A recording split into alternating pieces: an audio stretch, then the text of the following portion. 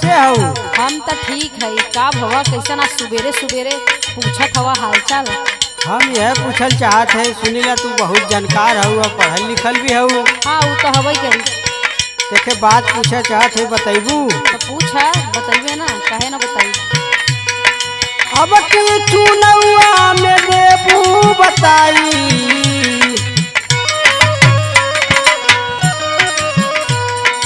अब की चुनौआ में देबू बताई, सरकार बोला यूपी में के कर अब आई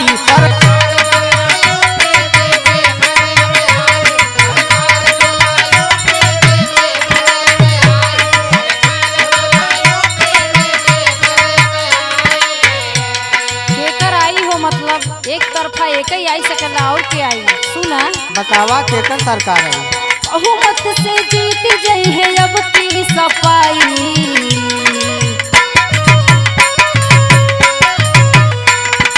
बहुमत से जीत गई है अब की सफाई, विरोधियन का पूरा होई सफाई।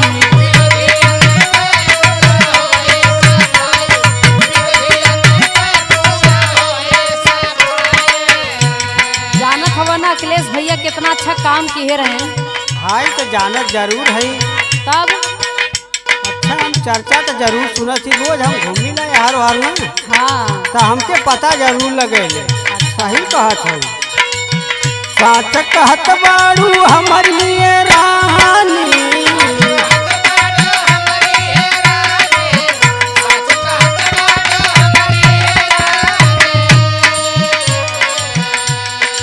एनडीए का नेता करेले मनमानी,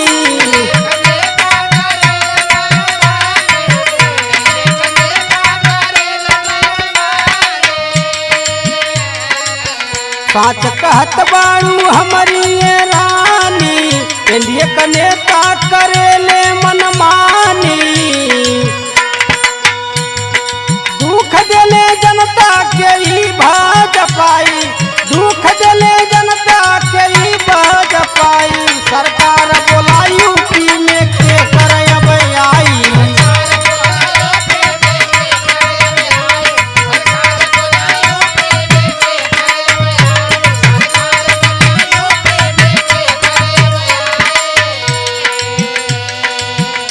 बात तो सही कहत हवा। बहुत मनमानी करत हवा ई सरकार हमार। सुना छुएल सगरो सामान आसमान हो,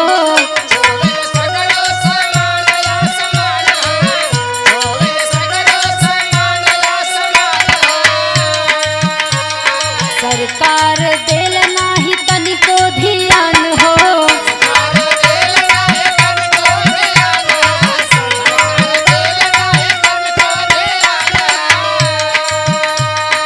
छुएला सगरो सामान आसमान हो, सरकार देल नाही तनिको ध्यान हो।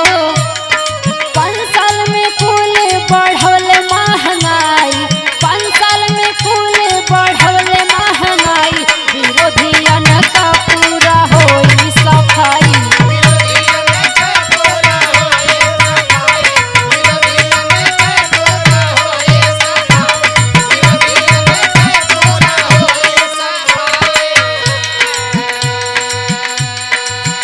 कमाई कम महंगाई ज्यादा, कैसे लोग जीही? ये तो बात सही कहलू, महंगाई बहुत बढ़ गई बा। हाँ जितना कमा थी उतना उठ जाला सा जवाले, बड़ी दिक्कत बढ़ गई बा। का हो बतावा?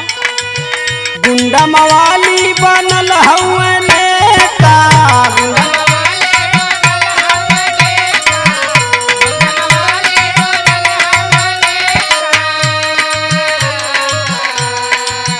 अब की चुनौआ में सबके लपेटा,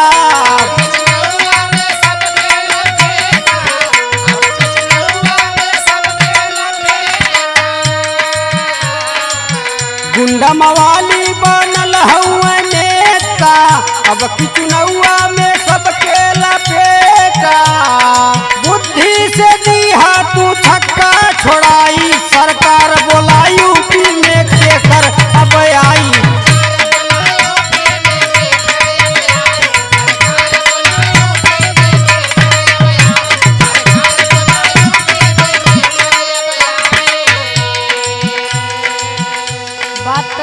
करत हवा अबई से वो चोरू चालू हो गई। हाँ बहुत जोर तो हल्ला भाई ने। हाँ अब सुना हमार सुनावा। पार्टी जो एक साथ मिल गई है सारी,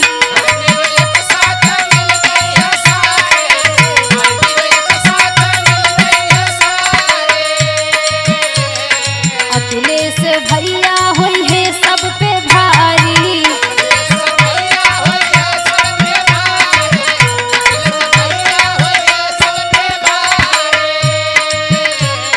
पार्टी जो एक साथ मिल गई है सारी, अखिलेश भैया हुई है सब पे भारी। काटे का टक्कर बायब की देखाई, काटे का टक्कर बायब की देखाई, विरोधियन का होई पूरा सफाई।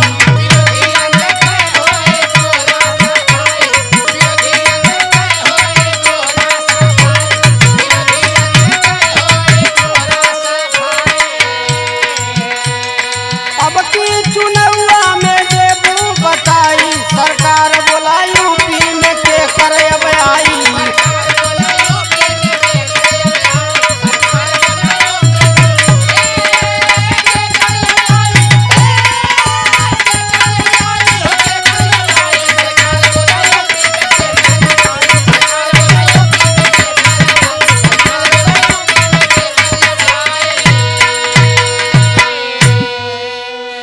भैया अखिलेश कही आई सरकार।